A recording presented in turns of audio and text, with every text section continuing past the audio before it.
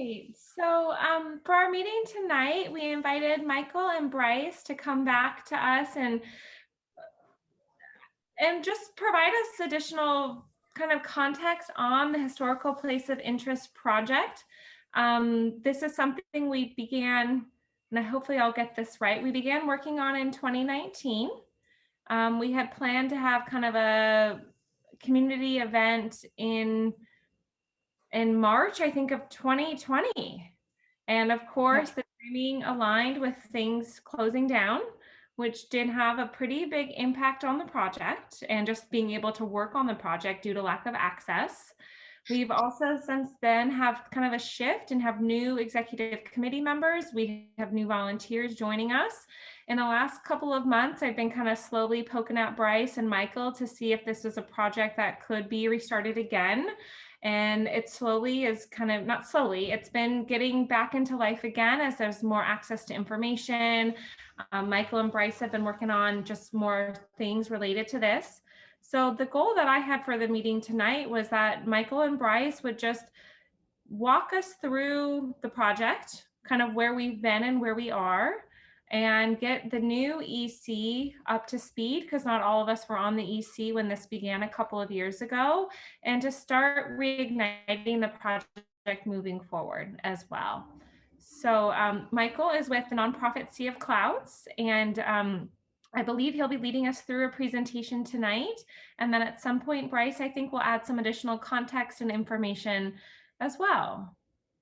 So hopefully I got that right. I had to jump on a little later than intended, so I don't know if I missed any changes or anything, but I got a thumbs up from Bryce. So, okay.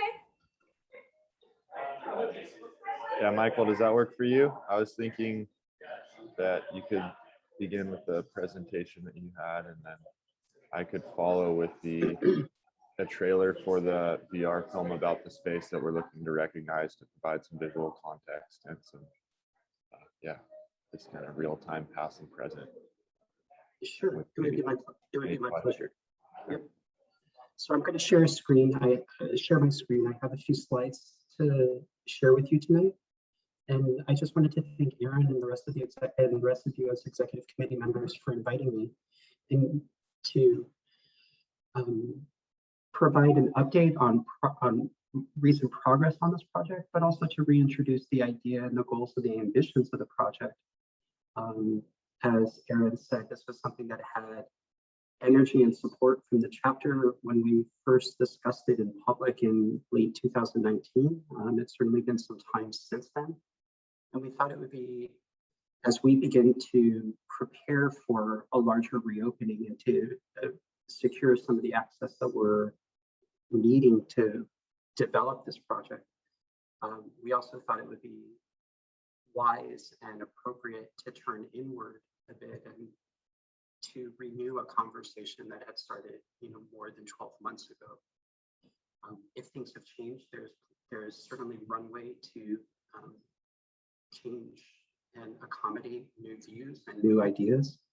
But this is the current thinking today, and we're excited to share our progress with you.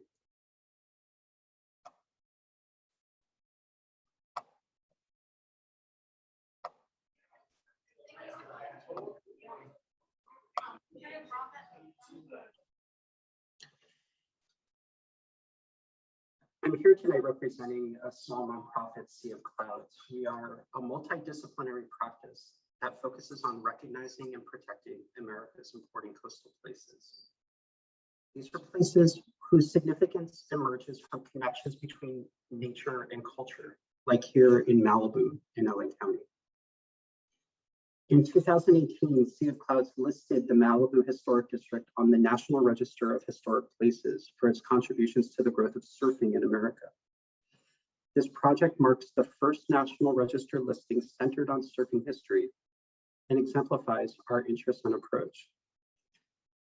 At the invitation of the Long Beach Surfrider chapter, we're here in Long Beach to work on a similar, on a project that extends that work in Malibu in a couple of different directions. We are interested in recognizing and celebrating Long Beach's early surfing history. Specifically, we want to narrate the history of the 1938 National Surfing and Paddleboard Championships. This is one of the first organized surfing contests in Southern California. It was hosted by the Long Beach Surf Club, had over 140 competitors, and it was held at the contest site between the former Pine Avenue Pier and the Play.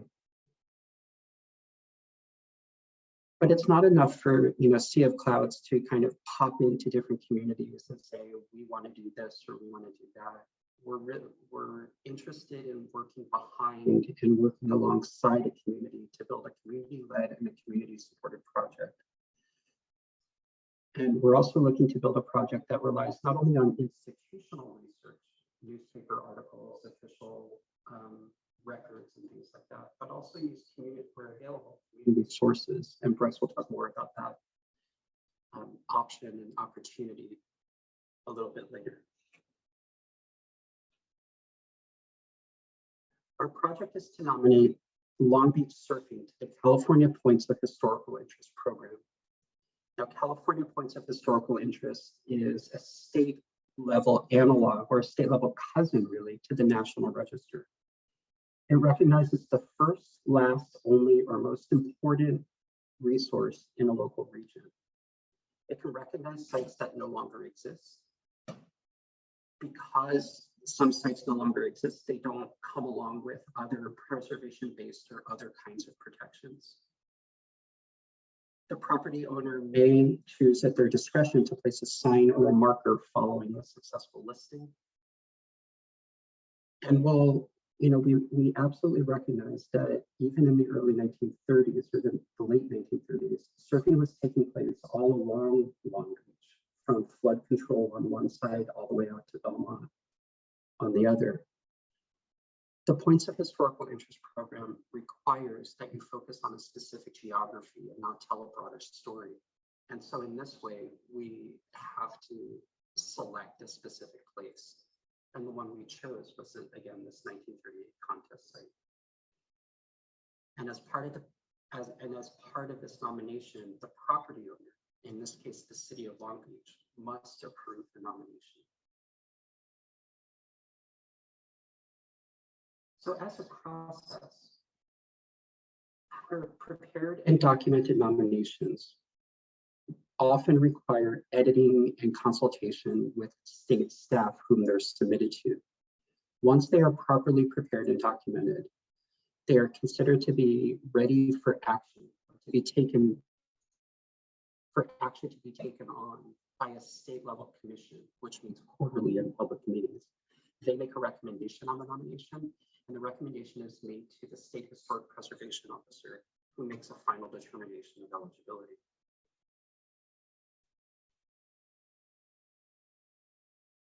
We've been talking, Sea of Clouds has been talking with and getting input from and direction from the Long Beach chapter for going back to 2018 as part of this, to outline and to figure out if this was a project that both sides were interested in.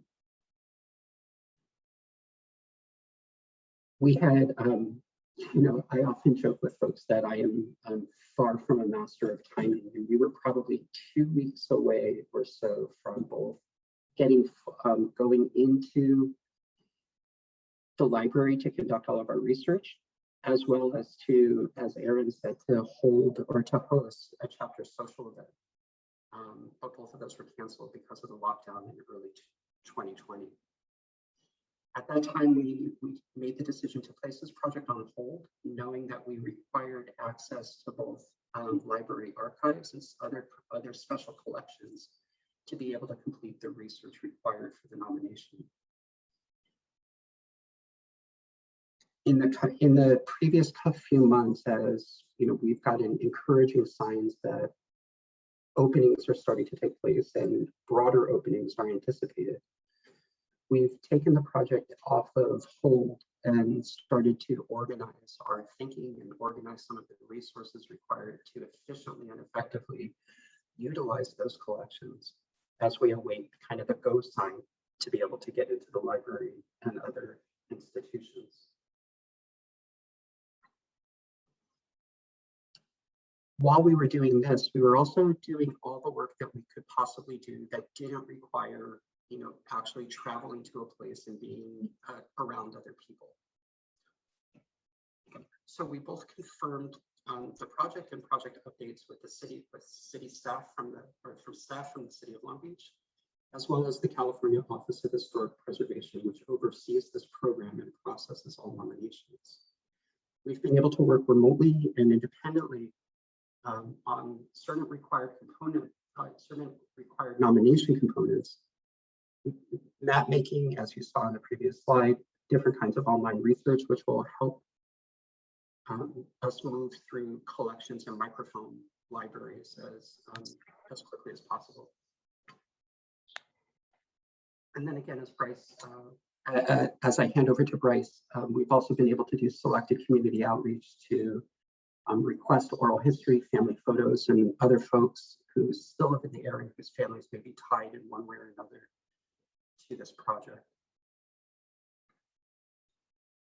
I wish I could, so this is typically in a presentation, this is a slide where I give you the upcoming schedule. In week 1, this is going to happen. In week 3, this is going to happen. And by week 7, we're going to have a completed nomination that's ready for submission. Because there are still so many unknowns around when openings are going to occur, when reopenings are going to occur, while all signs are encouraging, this is just a bit of, this is a set of activities that need to take place, but exact timing is a bit unknown. There are also some unknowns beyond just those of timing. As I said, while we've had some good preliminary conversations with staff from the City of Long Beach, a properly prepared nomination requires the proper the nomination. It's hard for us on this side to see a reason why the city would not approve a nomination or be in support of it, but you never know, and that's a big unknown that we're working with at the moment.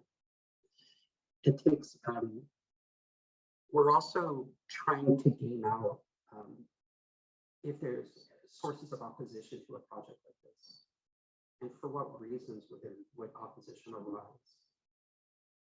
The projects that we've worked on previously, both in Malibu, as was shown in the first couple of slides, and later in the city of Santa Monica, kind of had a different feel and a different set of goals. And so, it's while some measures of opposition arose from both of those projects, I don't know that they're exact analogs to the kind of work that we anticipate proceeding with here. Still, we're always excited and interested in feedback of all kinds from you as members of the UC, from the chapter, as well as from others in the community, as to understand their concerns, questions, and even opposition to an effort like this.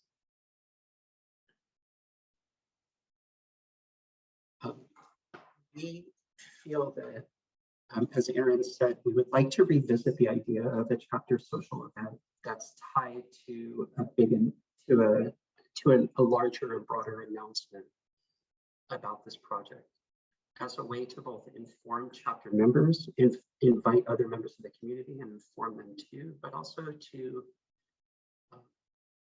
occupy that position where we are building community around an effort like this. That it could be led by the chapter, and certainly will, a successful project would be led by the chapter. But we also feel it's important to bring the community along and use this as a way to engage and build stronger ties within the community. And we think a chapter event is an interesting and previously successful method of having those kinds of conversations, those kinds of presentations, and building those kinds of strengths. That's the end of the summary. I certainly welcome your questions.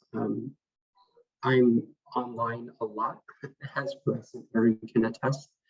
So feel free to reach out to me. Also, if you would rather have questions go to Aaron or Bryce, I can field them that way too. But now's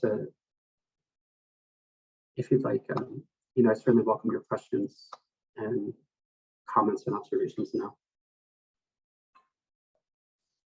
Can I just add something really quick? I think just what you mentioned right there at the end, since this is being screen recorded and it's going to be shared, I think that this should be mentioned. And for moving forward, Michael, you mentioned to me at the inception of this project how you were thinking of a daisy chain similar to the mission system with similar recognition projects like this. You've been fairly successful. So I want to help move that momentum forward. And I want to leave this for the rest of Surfrider, at least here in California, that this can be done with any chapter's locations. I would argue that there's probably a location within your city limits that is as iconic as Malibu, as iconic as Trestles, as iconic as Bird Rock, as iconic as Tourmaline. You know what I'm saying? Like, this could be done up and down the coast. So I just want to put that and plant the seed in your heads. Think about it. But yeah, Q&A. I also have a little bit of something to show if people want to see it. Not everyone's seen my virtual reality thing I made in grad school, and this little teaser. If you have questions, we can do that now, or if you'd like to wait to see this, yeah, I don't know what to do, so someone give me some direction. Hey, Bryce, do you want to show your stuff and then we can do all the questions together at the end? All right, copy that. Going, sharing screen. Get ready to time travel. 3, 2, 1. Just kidding. All right, unmute it, play. Can you all hear that? Might be a little loud, sorry. This intro might be a little loud and then you might need to turn it up.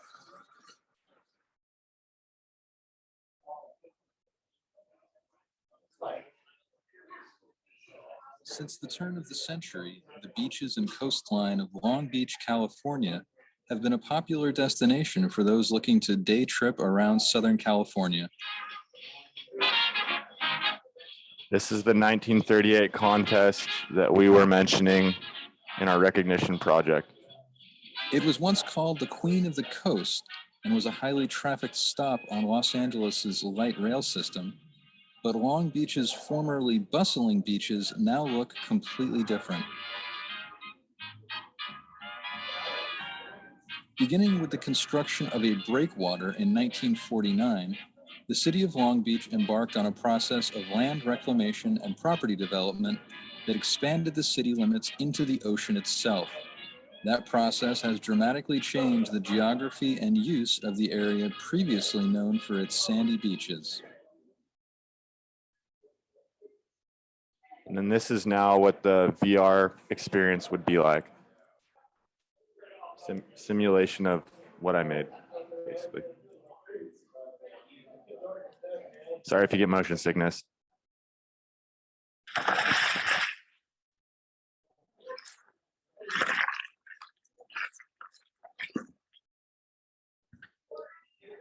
One of the most iconic photos of the Long Beach beach scene in the 1930s, the surfer depicted here represents the important but often forgotten role that Long Beach played in the genesis of American surf culture.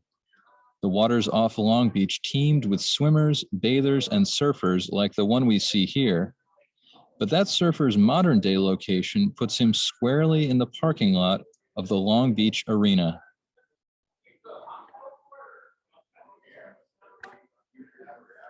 So I tried to re-photograph with this 360 video camera from the same position that that photographer was standing when he took that photo. And this is why we are doing our recognition project, because it's a parking lot. And we want people to know that at one point it was not a parking lot, and it was the hotbed, the roots, the seed of what surfing is now in Southern California. So yeah, and competitive surfing at that, the 1938 contest. So I'm going to stop sharing my screen and we can go to a Q&A. Let's try that again. All right. Well, Michael and Bryce, that was both really great. I think a good summary. I'm I'm not sure who Frank is, but his comment is pretty funny. That parking lot is where a lot of the COVID shots were given Not out. mine. Yeah. Also, I think that's also known as the elephant lots, where they've talked for years. That was, I think, one of the locations they talked about for putting the pool, which is obviously not going there as well. And I think, That's right. There was also discussion of Angels moving there with a new stadium being built, which I thought was a bit hilarious, but that was in the headlines. yeah, that was a big to do as well. Yeah, so I just want to thank you guys both for the time of coming back to the chapter and bringing this project back to the rest of the EC. For some folks, this is the first time hearing it, even though I've heard it before. It's nice to see it again and kind of get, you know, those photos. And I think, Bryce, your image of the parking lot with that photo is pretty real. It's pretty, it's interesting to think about how to define progress, right? So yeah, so folks have more questions and comments and just things to talk about. I know sometimes that's hard in this Zoom format, but you know, take it. So this is kind of like for Bryce, what you just showed, it just like popped up in my head immediately. I think this is great because I too, even though I lived here my whole life, never knew that there was surfing until joining this chapter. So I think it is important to share what this once was. And for your virtual reality thing that you're showing, I was wondering if it's possible to like, or will it be to like zoom in on those pictures as well, or is it just going to be there to be seen? And then also, how do you find the exact locations? Do you just go off the pictures, or is there, I don't know, how do you find them? So to answer the first question, and this is kind of what I've battled with, getting into all this virtual reality and augmented reality and this new edge technology, is that my ideas of what I want to create are not able to be created because the technology is not there yet. So to answer your question, if I was able to take it from VR, where you have to wear a headset, or you can use your phone and spin around, but it's not overlaid onto, I'm digressing, but long story short, it's not able to be zoomed in at the moment. There may be some way I could do that in VR in post-production. It would just take a little a little extra investigation and research to try to figure out, but I think it could be done. I'm trying to make an app to like do all this, but I don't know anything about coding because I like to surf and that occupies more of my time. But to answer your second question, to stay on topic, the photos and how I re-photographed them was I just looked at the locations and I used different buildings. Like in that photo in particular, there's the Villa Riviera, right? So I found that, and then I kind of printed out a photo and I went and walked around and looked at Google Maps and tried to figure out how far away something might have been, where it might have been in space in relation to it. And then when I thought I was in the ballpark, I went and filmed it with a 360 camera. And then I put the old photograph in there, and then I kind of sized it up with the horizon and the buildings to get them to be the same proportion. And then it felt about like looking at other references, like, okay, that guy was in the water. So in the 40s, they're not have water housing for cameras. So where are you going to take a photo like that? Well, there was a little pier right there. Okay, well, maybe he was standing on the pier and that guy was surfing not too far off the pier. So then I found out where that pier was, is kind of in that spot. And I just tried to triangulate and find where he might've been standing. I did that with several other locations, but yeah, keep it on this. Well, that's where that is. There's a million other ideas that have stemmed from this project. Yeah. We're able to build like so much on top of water engineering. Anyway. Yeah, it's fascinating. It's all outlets, sports arena, convention center. And you just assume like, oh, this is on ground. And it's like, no. No, it's on ocean, or former ocean.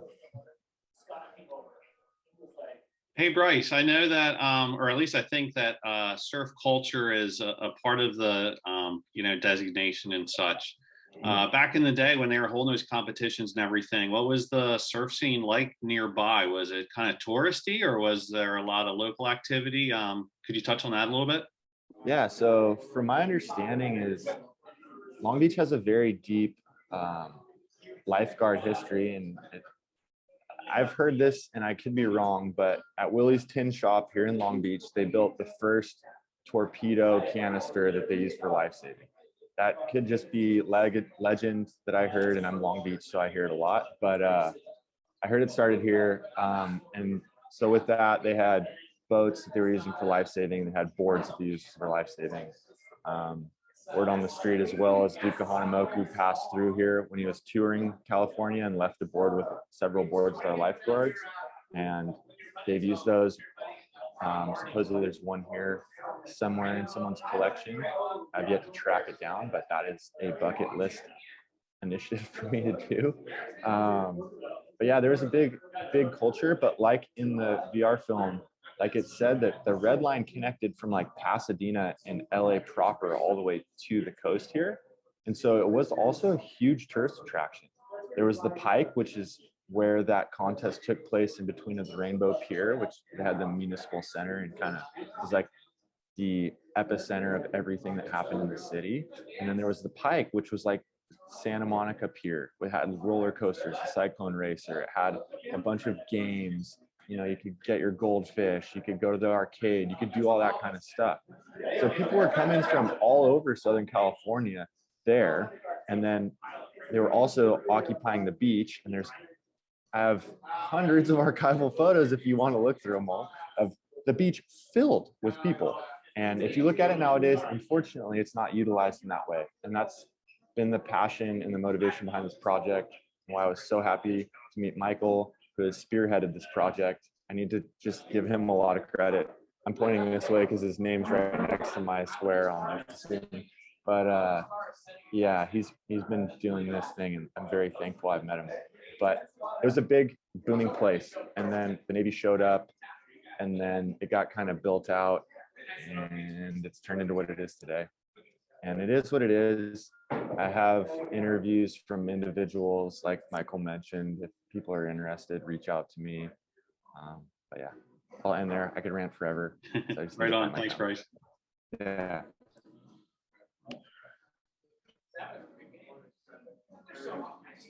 Anyone else? Come on. I just want to say that I'm really excited about this project, and I really appreciate the work that you're doing, both of you, and Bryce. That was really, I hadn't seen that, and that really hit me. Like, that was ocean. I mean, we could have been in that ocean, and it's a parking. It's like that song. There's like a song, you know, Paved Paradise. To put up a parking lot. 100%. Yeah. Yeah. Right. Yeah. Yeah. So thank you, though. I just wanted to say that, and I really am looking forward to this project moving, however, whatever the timing is, whatever the pace is. I look forward to following it along and supporting it. I appreciate your support, and to follow on something that, to build on what you were saying, and to try and tie an excellent point that Bryce was making, is that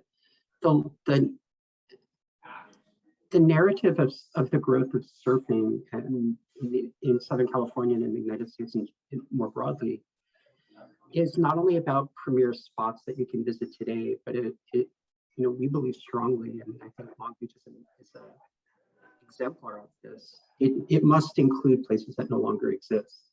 And so to tell the story of what surfing is and how surfing developed requires us to, you know, embrace and cherish the places that we can visit today, but also to be mindful of and remember and commemorate how the places that we lost and how those places are encoded in community memory, but also memory more broadly. And, you know, there's 1,000 great reasons to do this project. But I think that's a really interesting one. And I think one that leads to a lot of other interesting conversations, both within Long Beach and then, you know, out as a way to recognize just how dramatically the coastline has changed in that area, you know, within that community. But I think it also leads to other conversations outside of Long Beach, of other places to commemorate, but also as a way to build this larger narrative around how surfing developed and what it means to be a surfer today in Southern California. I most definitely agree with you, Michael. And it's this term that I came across in all my theory while I've been attempting to finish and graduate with my master's degree. But it's called creative destruction, and it's creatively destroying places, and not in a bad way, but just in a new way, in a growing way. And that's just what we've done as human beings, whether it be the native land that people lived on before we modified it with the buildings that we have now, or it's the space that we used to recreate in the 1930s, or it's the spaces that we recreate now that may not be in existence in the future. I think no matter what the cultural tie or who it may be relevant to, I think that story deserves to be told and at least discussed. And being an avid surfer, it's been very serendipitous to meet Michael through Surfrider. I'm very thankful for that connection. And then through grad school and having access to this technology to make these things that just make light bulbs go on in people's heads and connect them to a space and place that they didn't know in that way. Coaching the high school surf team, I've showed this VR film to them, and just watching their eyes light up like, I know that place. What? Just like you were saying, Millie, it's like, that's why I did it. And I'm just trying to help people understand the land that they walk on. It's what interests me. And so why not share it with everyone else? Thank you all for supporting what we're doing. And thank you, Michael, for everything you've done for this project. Thank you guys for your hard work. I mean, that's really exciting. If I may, I just wanted to ask you something. I imagine you're probably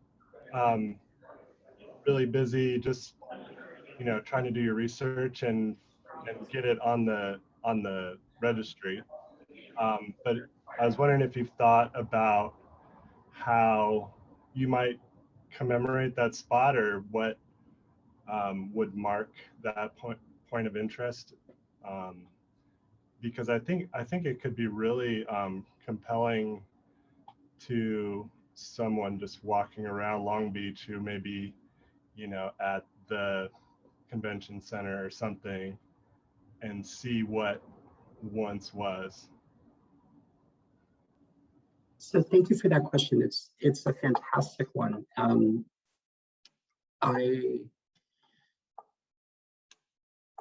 I think so. I'm instinctively superstitious, and so I'm a bit nervous about talking about how we commemorate it when the nomination isn't approved yet. But I'm going to put my superstitions aside for the day. It's a beautiful day outside, and so I'll try my best.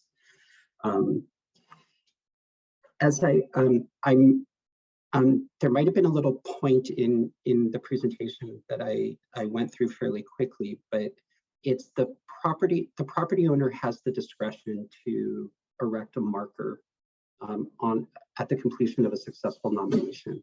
So in this case, that's City of Long Beach.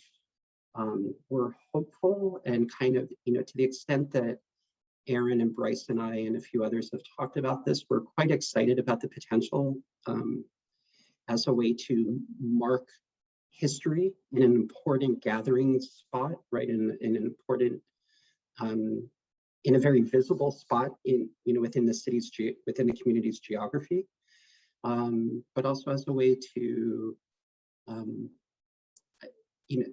I think we've been thinking about commemoration in two phases. One is the visibility of the geography, right? It's a heavily trafficked area.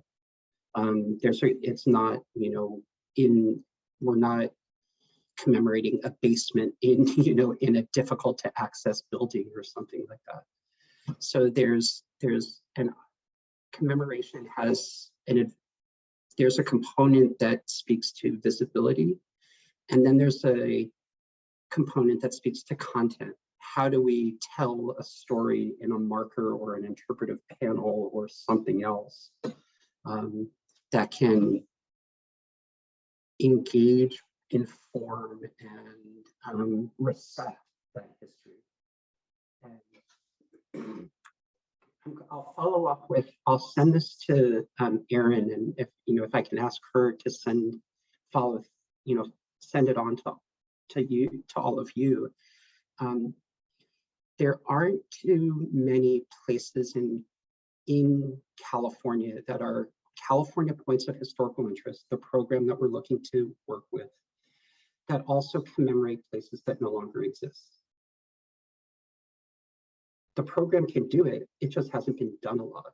And so one of the places that is a California Point of Historical Interest and commemorates a spot that doesn't exist anymore, interestingly enough, also has a surfing component to it.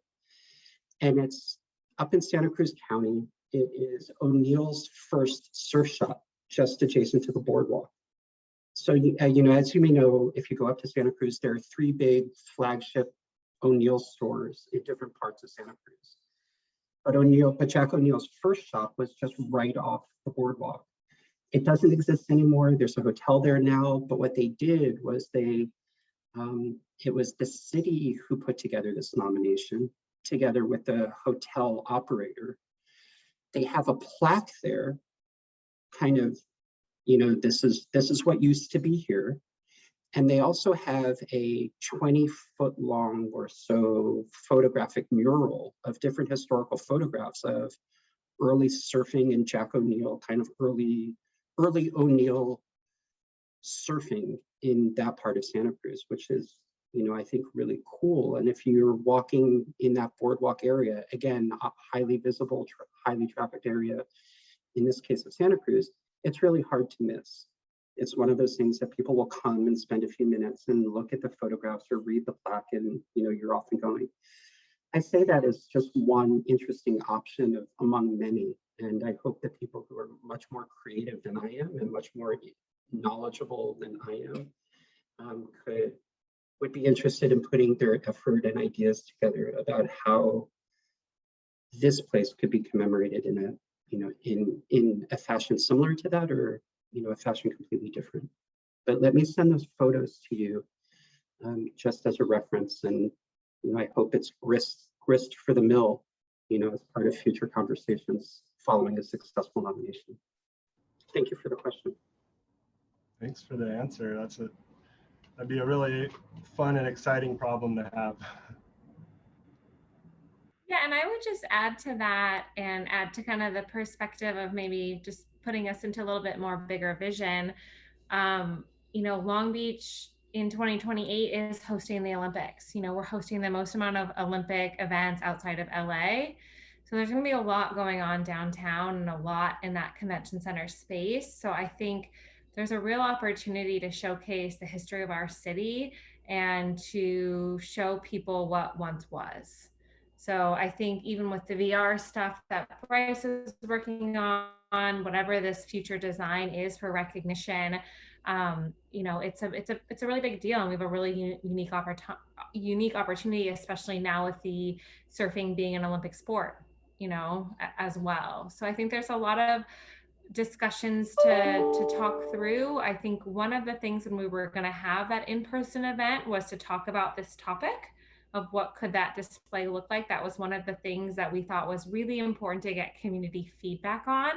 And I think it's still really important moving forward to get community feedback on as well, if we really want to have this be a community-centered project in addition to us, but getting that input from our other residents and stuff as well. Yeah, I just wanted to add, like Erin was saying, that at that event, we planned on having a poster board up. Sorry for the background noise, but we had a poster board up that was going to have the opportunity for people, and it was going to have that question, like, how should we make this visible? Okay, we get the recognition, but how are we going to show that this space is recognized? Okay. And so we're going to open it up to the city and have people put down their different ideas on Post-it notes all over the poster board.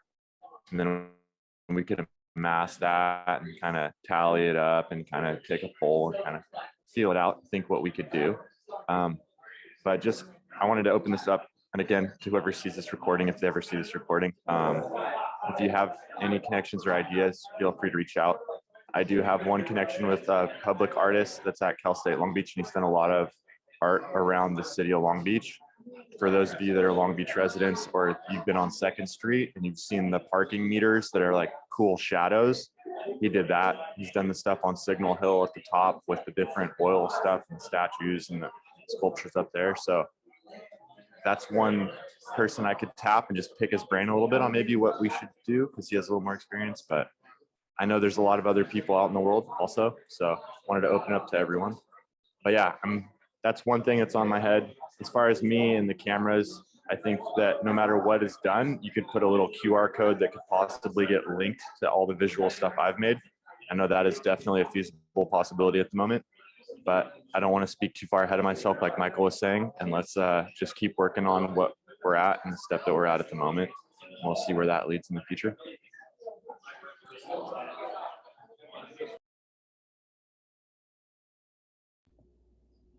So I guess maybe to kind of wrap this up, if folks don't have more questions, I guess maybe to Michael and Bryce, what do you guys see as next steps? Where can the chapter or myself further support the efforts that you guys are making?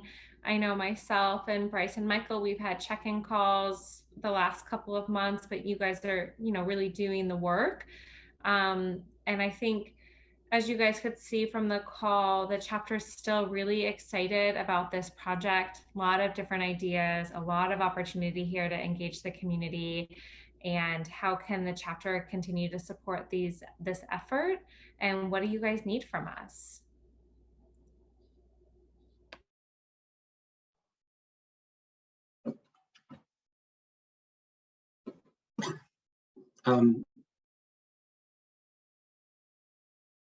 Let me answer. Let me try to answer with two very narrow and specific things. One is, because we are committed to a community-based project, and community here is not only the community of Long Beach, it's also the community within the Surfrider chapter. I think it would be a good idea to ask a question of, at some point there's going to be a draft nomination that gets sent to Sacramento and the Office of Historic Preservation.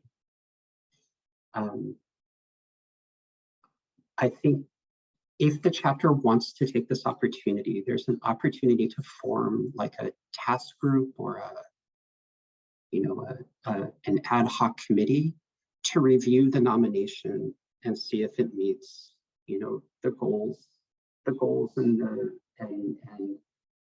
beyond just fact checking. This is going to be a joint project between Sea of Clouds and the Long Beach chapter. How would you want to vet the nomination internally? I guess is one question. And I could use your help thinking through that and reacting to whatever decision you make.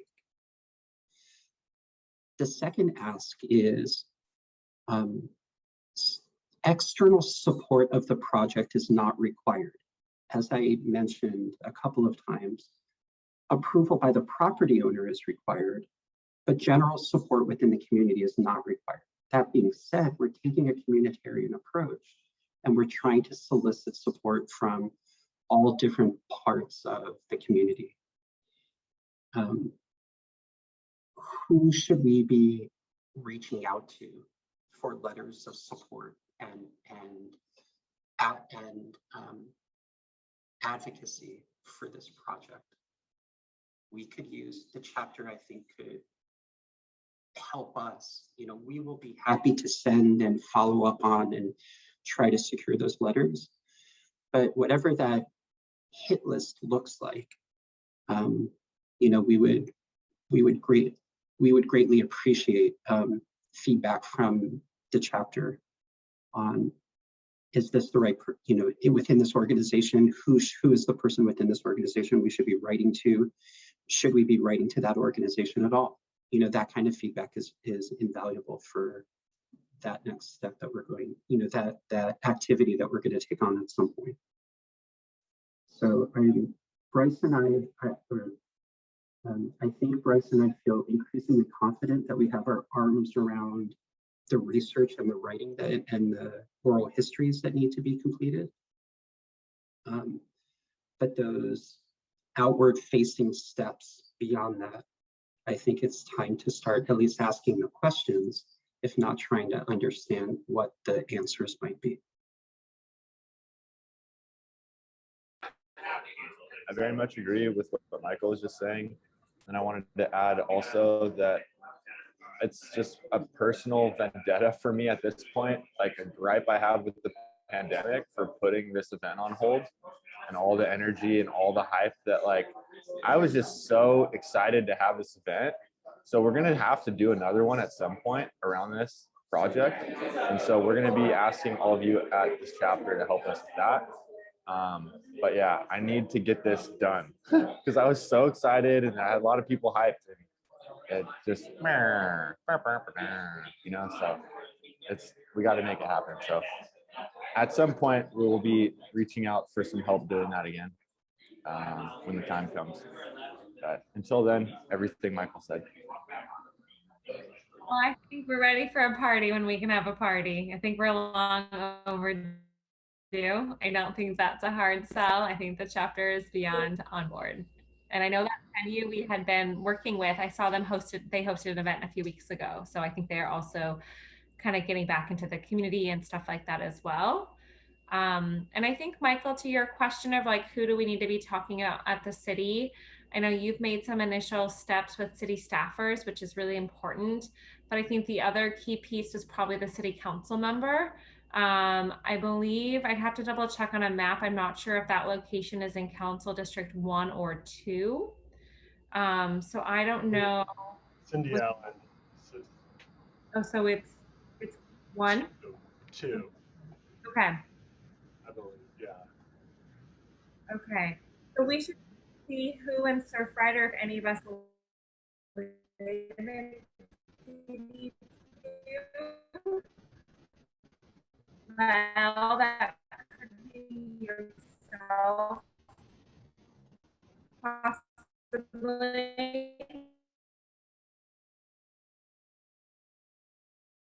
In that city council district.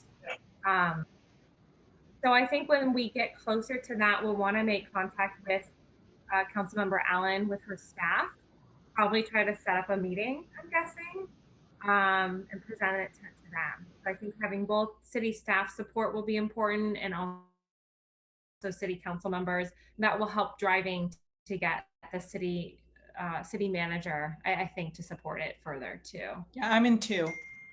Okay, so that's awesome that we have someone. And also, if we need another council member to vouch for us to another council member, Always do. I've been coaching Susie Price's son, so I got a little pull there. So just let me know if you guys need anything, or if you want her to speak with that. I don't know. Yeah. I don't like getting political, but I know her. She's nice. Her family's nice. So just let me know. And she's been with city council a long time, so the public knows her. People know her here in the city. So having additional city council members to like second motions and all that kind of stuff, it's all good. Definitely. So yeah.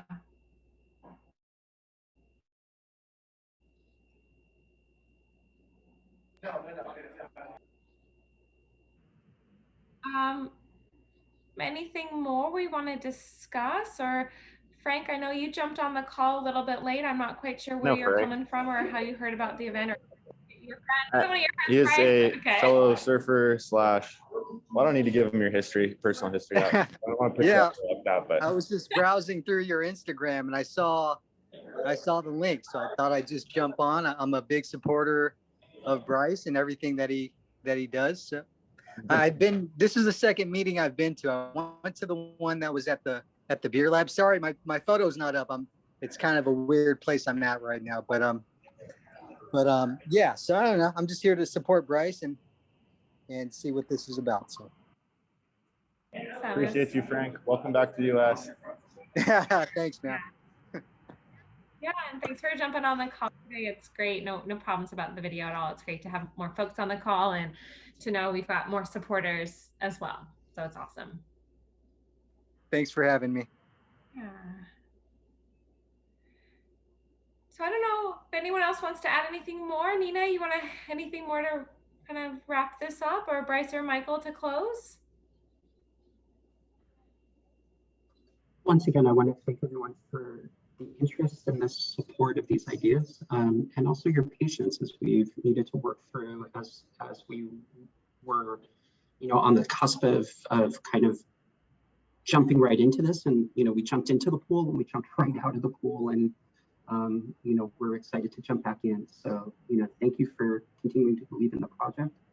I'm going to send a couple things to Aaron after this. I'll also send a copy of this presentation with the slides and the notes for your reference as well. And as always, or let me, just make the plug again. Any questions, any ideas, any concerns, please feel free to get a hold of me. I don't want there to be any friction between our organizations, and I want to be as available to you for your questions and ideas as I possibly can. So, I look forward to all of them, and I look forward to the conversations, and look forward to that party where we can all get together and talk about this in person. So thank you again. Awesome. Thank you. Yeah, just really quick, I wanted to second Michael's thanks to the chapter and everybody in the city and everyone in general that's helped us come together and move this forward. It's been a wild time, but I'm happy to unpause this thing and get it rolling again. And I just wanted to say again, because Bill mentioned he might be sharing this. So to anyone that wants to reach out to us, you can reach out to our chairs at the Long Beach Surf Rider. They have our contact information, and feel free to reach out to us anytime. This is a passion project. It's not work, straight up. So I'd love to chat to anyone about any of it, day, night, morning, dawn, whenever. So just throwing it out there. I love surfing, can't help it. But thank you, everybody. Appreciate it a lot.